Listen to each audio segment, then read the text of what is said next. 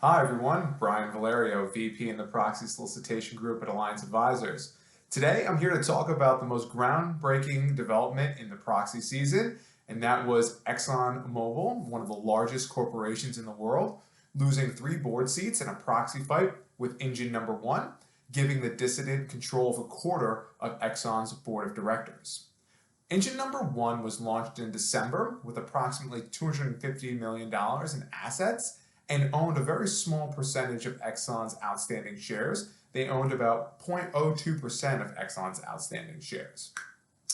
Now, engine number 1 targeted Exxon because it believed the company's recent strategies hadn't yielded positive results and the company was slow to adapt to changes in the energy industry. Critics pointed to Exxon's relatively light focus on reducing carbon emissions and investments in renewable energy compared to its peers and also its European counterparts. Now, engine number 1 also highlighted the financial underperformance that it viewed Exxon was incurring, as well as Exxon's lack of board experience in the energy industry. Now, on the other side of the spectrum, Exxon pointed to its commitment to evolving, evidenced by its investment in carbon capture technology and also some board refreshment that it voluntarily undertook in the winter and the early part of the spring. So now the voting was extremely close at the meeting, with the 3 engine number 1 nominees that were elected receiving the 9th, 10th, and 11th most votes out of the top 12. So there was quite a close battle there for the bottom couple of seats on the board.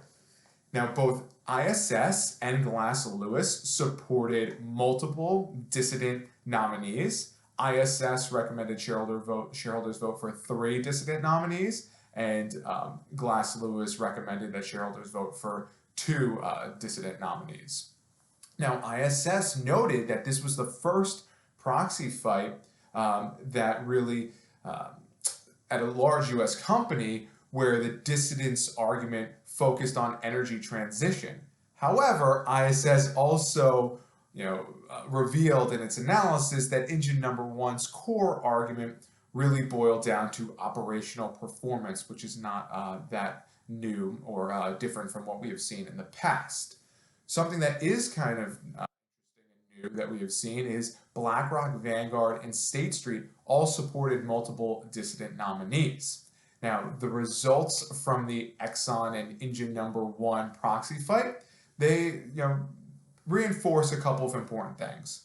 The first is the importance of companies knowing who is in their stock and tracking accumulation from activist investors. Another key or important lesson from this is that companies should employ an active shareholder engagement program so that they can identify any potential issues before they rise to the level of shareholder proposals, vote no campaigns, or full-scale proxy battles for board seats.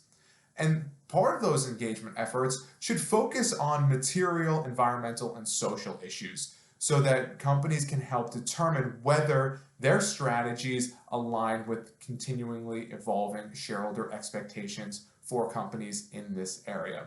So if you have any questions about this proxy fight or want to learn more about it, feel free to reach out. I'll also link to an article that Alliance Advisors drafted or published on this proxy fight, which provides an overview of some of the background information that's relevant and some of the voting information and some steps that companies can take to try to be ahead of the game when it comes to this type of issue arriving at your doorstep. So please feel free to reach out if you have any questions, and we'll be back soon to talk about the next development in the proxy world.